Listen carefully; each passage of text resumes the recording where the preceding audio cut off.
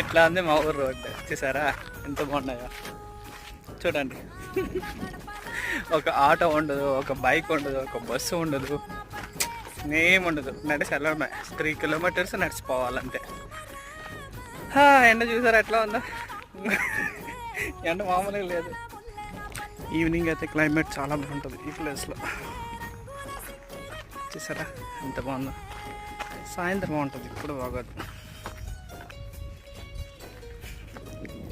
ఎత్తనండి రోడ్లో ఎవ్వరు లేరు.